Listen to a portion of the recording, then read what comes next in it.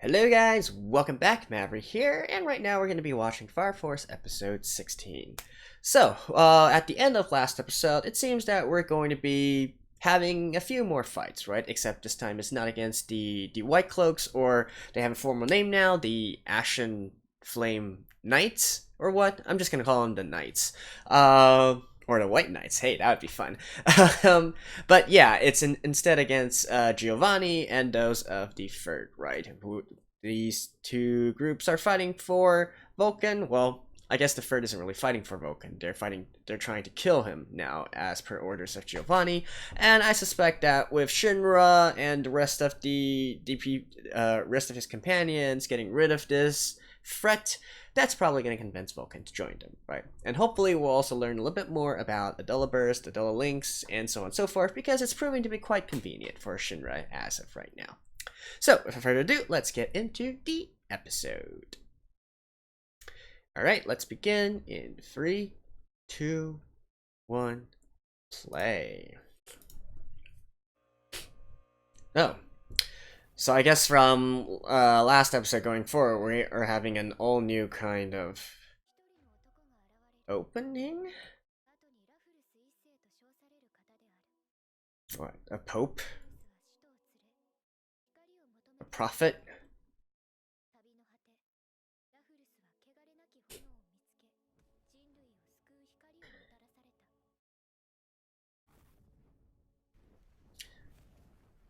Huh. So it's going to essentially be drip feeding this sort of mythos of this world to us.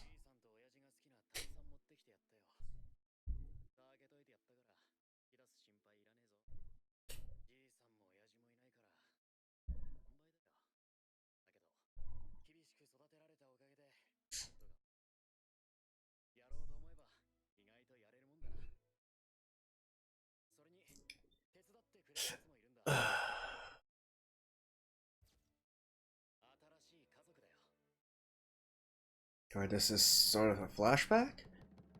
What?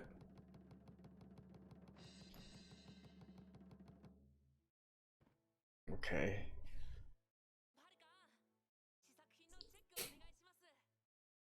Yeah, this is a flashback. I was like, aren't they supposed to be fighting immediately?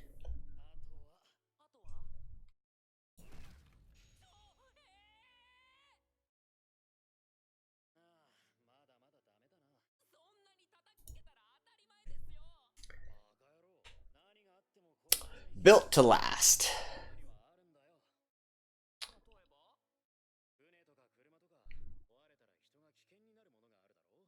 Hmm. Ah, don't tell me that his father, grandfather, etc. built Amaterasu.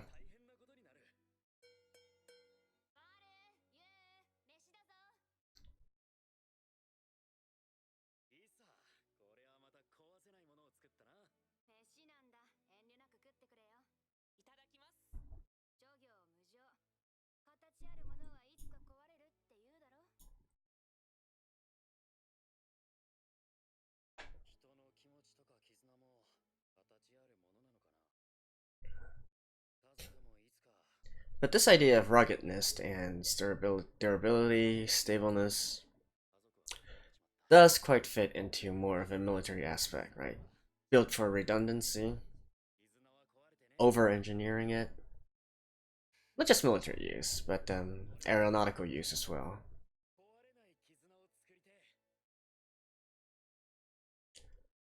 We are family.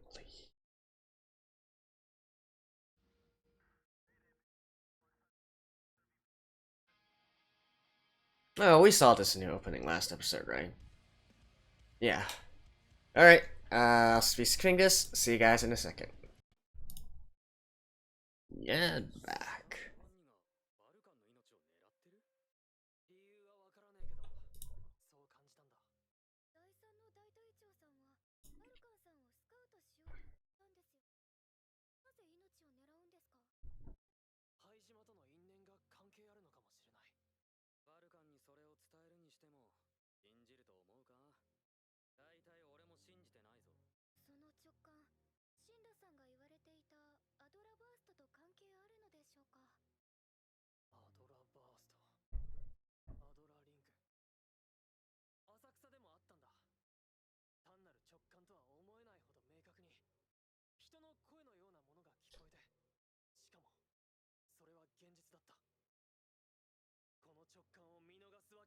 See, I mentioned before that I feel like it's sort of like a link to an alternate dimension. You know, the flame powers that they're using might be some sort of demon spawn or some sort in this alternate dimension. Perhaps the concept of hell in this series. But if that were true though, why would he be able to listen to these other voices?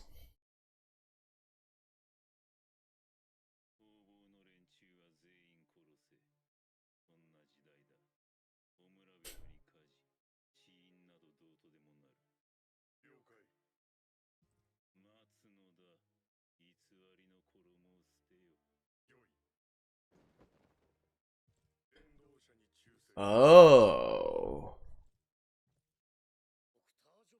So the third is actually with hmm.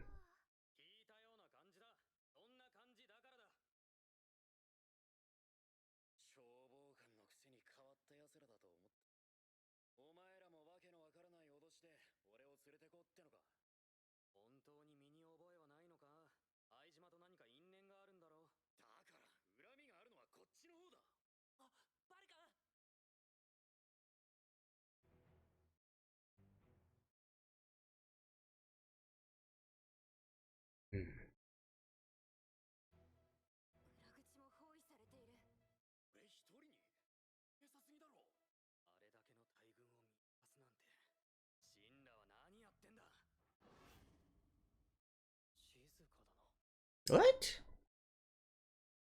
Is he looking at the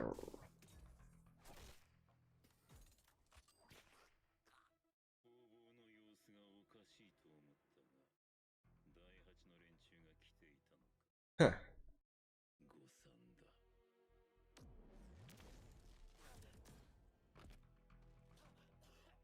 Yeah, but that's like, how come Shinran never saw them? Well, I guess he headed out in the woods, but still.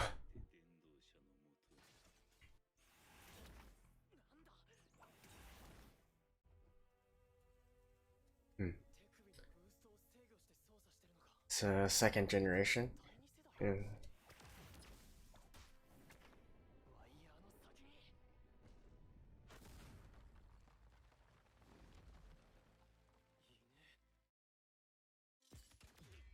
Oh.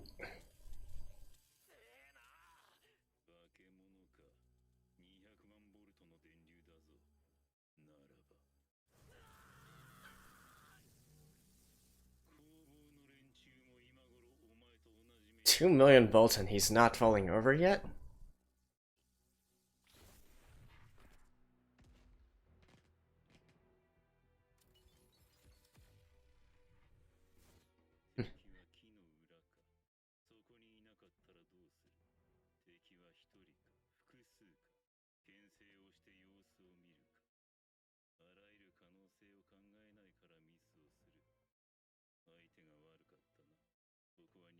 Is he fainting though? Maybe he's not actually unconscious?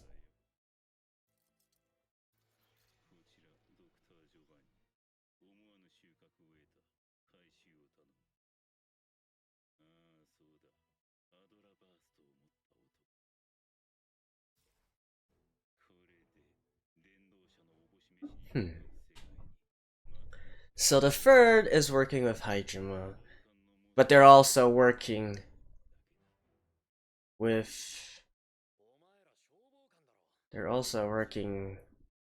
with the knights.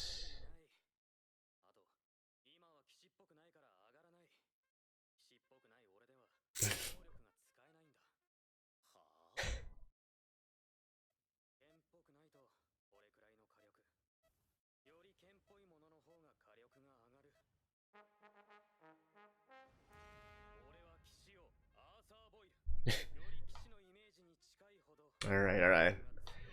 Good for you.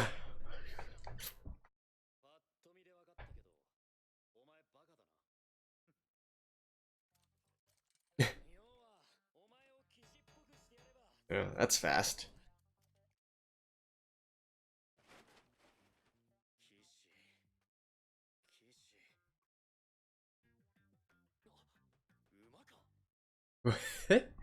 And hey, it's gonna be the first night-on-night action.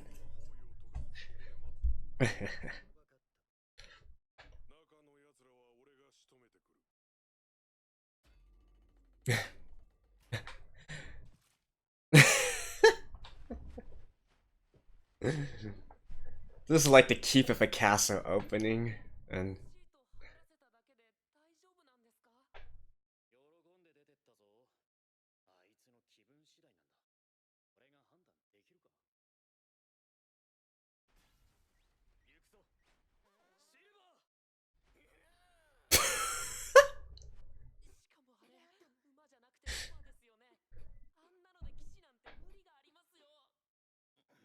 I mean, as long as he's happy.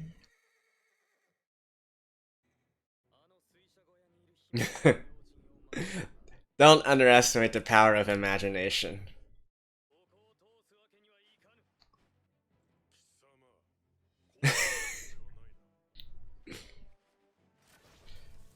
Oh.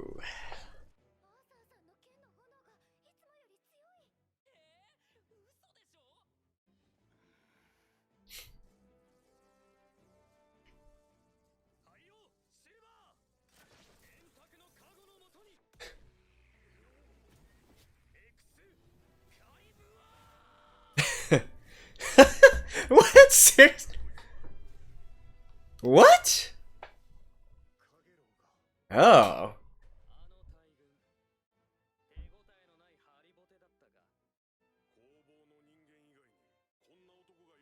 So in the end, it's still only those two. Okay.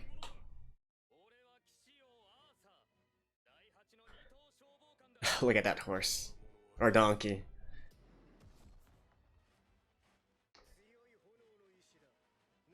Well, that explains why Shinra never saw anyone.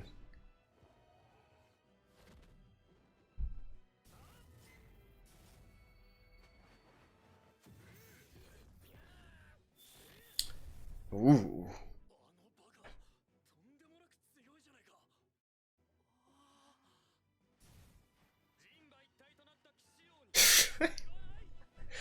Oh my god.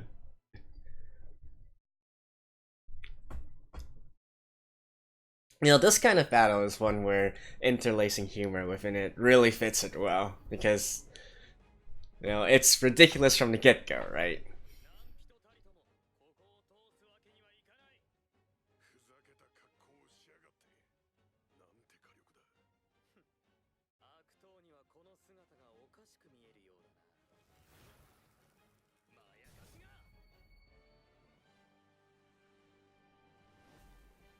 Oh.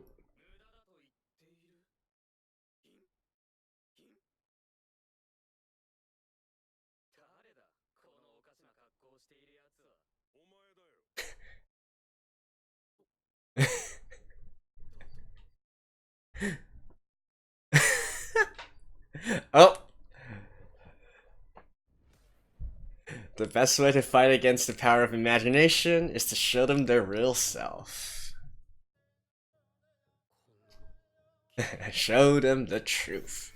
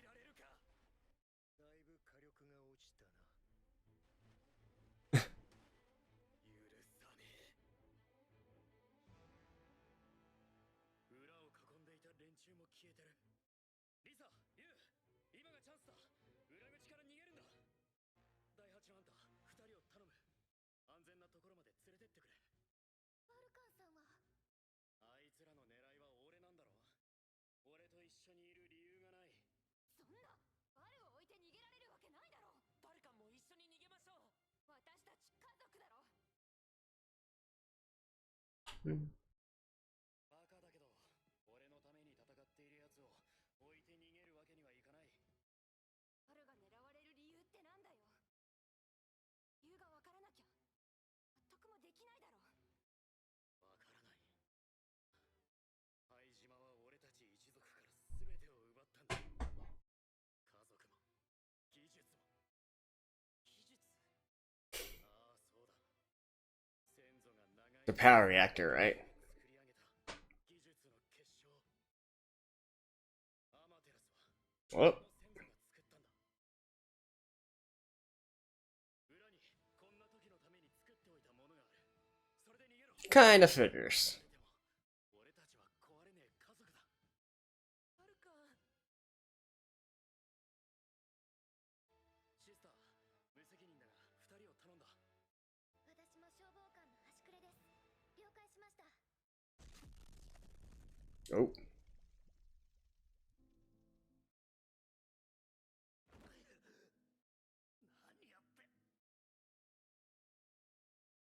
静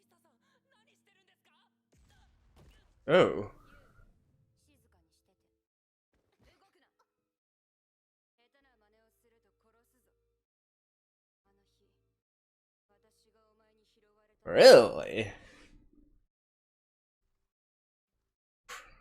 Pre-med? 全てはあるものを探すため潜伏していた。アマテラスのキーを渡せ。アマテラスのキー。リサ、何を言ってる。私は伝道者のしもべ。 Hmm. 壊れないものを作りたいって。最初から壊れてんだよ。こんな家族ごっこはな。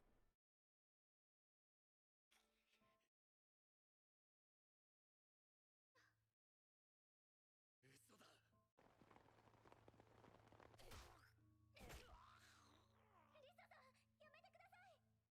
ジョバンニが向かってきてる。早くキーの場所を吐かないと殺されるぞ。なんだ、リサ。俺のこと心配してるのか。どこまでお人よしだよ。 Hmm. また外れだ。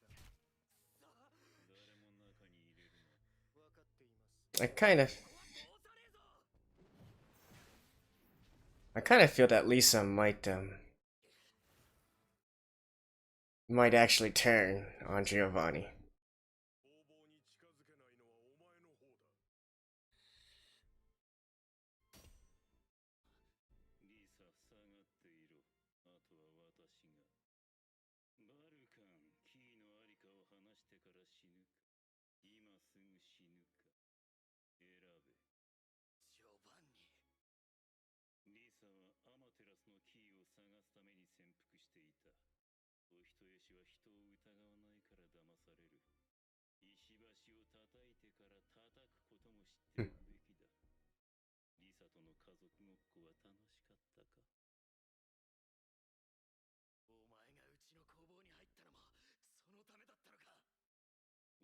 親子代々愚かだな。お前の家系は Ah, so Giovanni also approached his grandfather with an ulterior motive from the initial start? From the start? アマテラスに関してだけは用心深いようだ。アマテラスのキーは石橋を叩いて隠しているのだから。俺は何も隠してねえし、何も持ってねえ。あの子供も家族ごっこの仲間だったか。やめろ。アマテラスのキーはどこだ。ジョバンニてめえ。 Oh. どうだ、思い出せたか。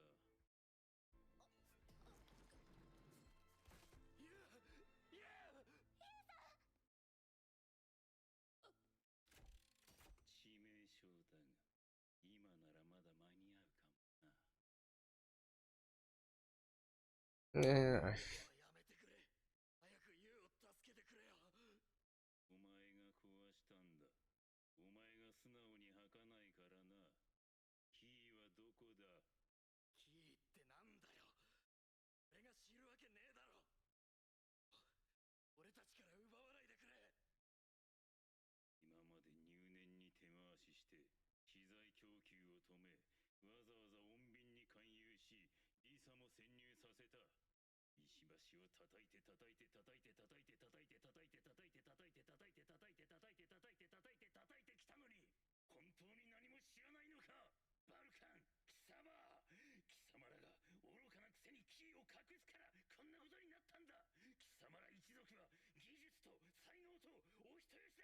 This guy is.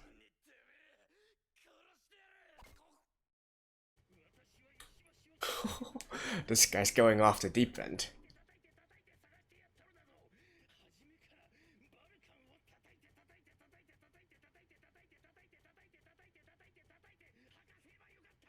Damn, CV is doing a great job.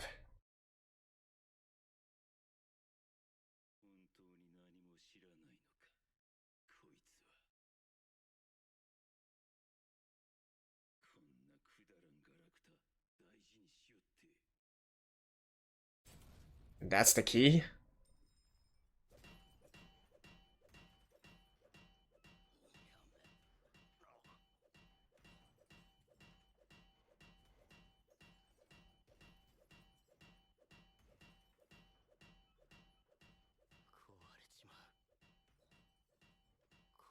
Yeah, I feel like Lisa's going to be the one that does something, actually.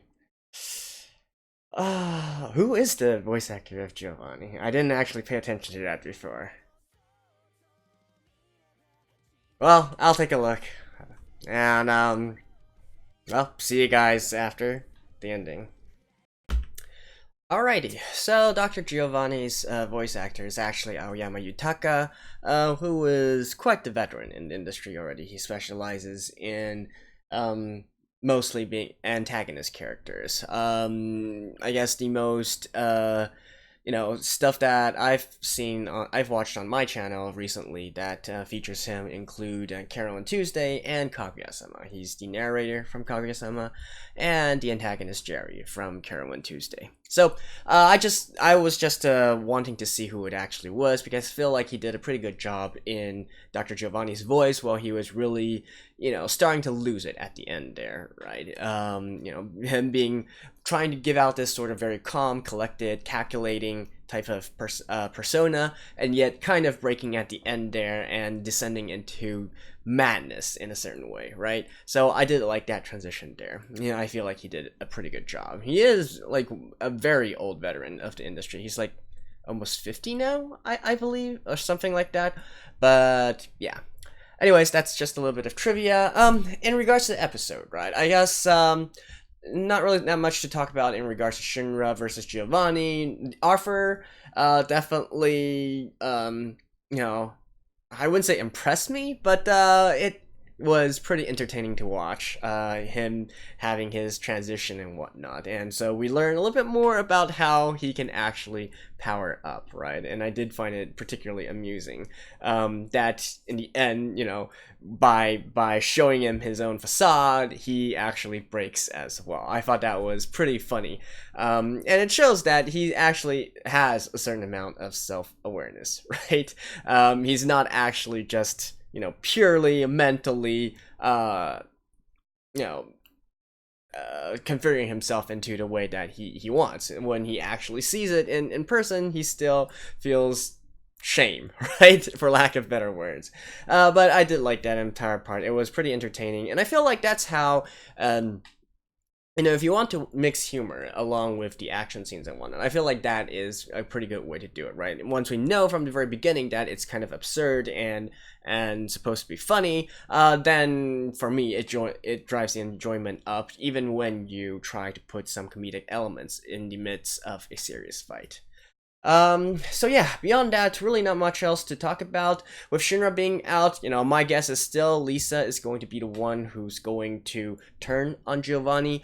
We can see at the very end there, she's sort of hesitating, especially with you being, his life being threatened as well, we can definitely see her wavering, right? And considering that Shinra is out, I believe that it's going to be Lisa that's going to at least buy some time, right? And until the cavalry arrives. Maybe Shinra will regain consciousness, maybe Offer will find a way to get rid of the two enemies in front, or whatnot, and, there we go, right?